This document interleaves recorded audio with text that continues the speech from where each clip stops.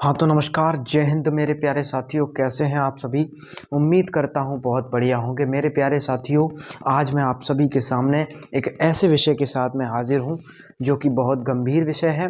और विषय ये रहने वाला है कि जो आसमान में बिजली कड़कती है उसके कड़कने का क्या कारण है। यानी कि जो बिजली कड़कती है आसमान में, जब बरसात होती है तो बिजली कड़कती है, तो उसका कारण क्या है जिससे वो कड़कती है, किन कारणों की वजह से ऐसा होता है और हमें किन किन बातों का ध्यान रखना चाहिए जिससे हमें हानि ना हो। अगर हम कहीं बरसात में भीग गए और बिजली कड़क रही है तो उसके क्या क्या उपाय हैं, कैसे हम उससे बच सकते हैं, वो सारी चीज़ें आप सभी के सामने डिस्कस करूंगा।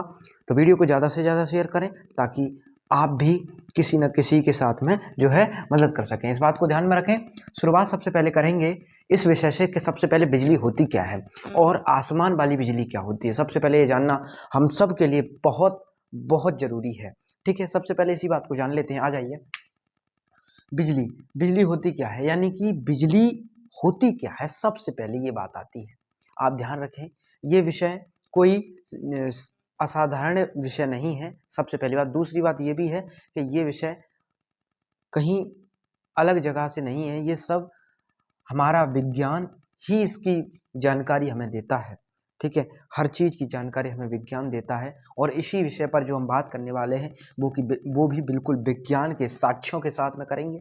विज्ञान जो कहता है उसके आधार पर मानेंगे। ठीक, सबसे पहली बात, बिजली। बिजली यानी कि जिसको इलेक्ट्रिक चार्ज जो है हम कह सकते हैं। इलेक्ट्रिक चार्ज मतलब जो है वैद्युत आवेश, यानी कि जो बिजली का आवेश होता है। देखिए, सारा खेल इलेक्ट्रॉन्स का होता है। इलेक्ट्रॉन्स जो होते हैं भैया, वही आवेश उत्पन्न करते हैं। यानी कि जब इलेक्ट्रॉन्स किसी पथ पर गमन करते हैं तो आवेश उत्पन्न होता है। अब आवेश जो होता है भैया, उसी के अचानक बहाव से जब बादलों में प्लस और माइनस यानी कि धन और ऋण, ठीक है, धनात्मक और ऋणात्मक, नेगेटिव और पॉजिटिव चार्ज जमा हो जाता है और संतुलन बिगड़ जाता है। प्यारे भाई, जब होता क्या है, देखिए, जब बादल जब इकट्ठे हो जाते हैं, बादल के इकट्ठे हो जाने के साथ साथ वहाँ पर वो बादल आपस में टकराते हैं। वो उनकी आपसी टक्करें, यानी कि बादलों की एक दूसरे से टक्करें ही बिजली का रूप धारण करती हैं। ठीक है, इस बात को ध्यान में रखें। अब बात ये कर लेते हैं कि बादलों में बिजली बनती कैसे है, ये बात आ जाती है। देखिए, बादलों के अंदर जो है, सबसे पहली बात, बर्फ के कण होते हैं। देखिए, होता है कि नहीं होता है बर्फ के कण। दूसरी चीज, पानी की बूंदें होती हैं, तेज हवाएं भी चल रही होती हैं। और भैया, यही आपस की टक्करें एक आवेश उत्पन्न कर देती हैं। बात को समझना मेरे प्यारे भाई। अगर मान के चलो मैं आपस में अपने हाथों को यूं करके रख लूं, तो यहाँ पर एक मेरे हाथ जो है एक समय पर गर्म पड़ जाएंगे। तो गर्म पड़ रहा है, इसका मतलब ये है कि यहाँ पर चार्ज उत्पन्न हो रहा है, यानी कि आवेश उत्पन्न हो रहा है। और यही आवेश जो है भाई, यही आवेश, ये यहाँ पर जब मैंने हाथों को घिसा तब तो छोटी मात्रा में आवेश उत्पन्न हो, लेकिन जब यही काम बड़े लेवल पर होता है तो ये बड़ी बिजली उत्पन्न कर सकता है। मेगावाट में, मेगावाट से भी भयंकर तरीके से बिजली को उत्पन्न कर देता है। इस बात को ध्यान में रखें। और दूसरी चीज ध्यान रखें इस बात को, इस टकराव से क्या होता है, इस टकराव से होता क्या है, ये टक्करें जब होती हैं इन सब चीज़ों की, तो बादल का जो ऊपरी भाग है, ऊपरी भाग तो हमेशा पॉजिटिव चार्ज देता है और निचला भाग ऋणात्मक। तो यही पॉजिटिव ऋणात्मक जो है वो जमीन पर प्लस माइन जो है धनात्मक आवेश उत्पन्न कर देता है टक्करों के बाद में। ठीक, और जब ये उत्पन्न हो जाता है तो यही हमारी बिजली गिरने के खतरे का कारण बन जाता है। दूसरी चीज, जो बिजली चमकती है, वो चमकते समय जो है बहुत तेज और गर्म होती है और हवा अचानक फैलती है। ये भी एक कारण है बिजली के चमकने का, कड़कने का। ठीक है, दूसरे विषय पर आ जाते हैं कि बिजली जो है वो कहाँ ज़्यादा गिरती है। सबसे पहली बात ये जानना बहुत जरूरी है कि बिजली गिरती कहाँ है। हम किन किन चीज़ों को, बिजली में जब हम हों तो उन चीज़ों को अवॉइड करना चाहिए। क्या क्या चीज़ें ऐसी हैं? पहली चीज़, पेड़ों का ध्यान रखना है। पेड़ से जो है हमें नहीं रहना है पेड़ के पास में। दूसरा, मोबाइल या टावर, मोबाइल का टावर हो या मोबाइल आपके पास हो और आप भीग गए, बहुत सारे इंसिडेंट्स ऐसे देखे गए हैं जिनमें ये घटनाएं होती हैं कि कोई फ़ोन चला रहा है, उसके ऊपर बिजली गिर जाती है, हालत ख़राब हो जाती है। ठीक है, खेल खत्म, ये वाली बात हो जाती है। और यहाँ बिजली के खंभे, इनसे भी बहुत दूर रहना चाहिए। पहाड़, खुले मैदान, ये भी बहुत ज़रूरी है जानना कि बिजली अगर गिर रही है या कड़क रही है तो ध्यान रखना इन जगहों से दूर रहना है। अगर आप इन जगहों से दूर नहीं रहेंगे तो ध्यान रखिए आपके साथ में कोई घटना घट सकती है। इस बात को ध्यान में रखें। और दूसरी चीज़, अगर हम अगले विषय पर बढ़ें आगे, तो बिजली से बचने के तरीके क्या क्या हैं ये भी मैं आपको बताऊंगा। उससे पहले आप सभी से कहूँगा कि ये दायित्व आप सभी का बनता है एक भारतीय नागरिक होने के साथ साथ, कि ये वीडियो को ज़्यादा से ज़्यादा शेयर करें, लोगों तक पहुँचे, लोगों तक ये मेरी बात पहुँचे, ठीक है, ये जानकारी पहुँचे, तो बिल्कुल ना भूलें, ठीक है।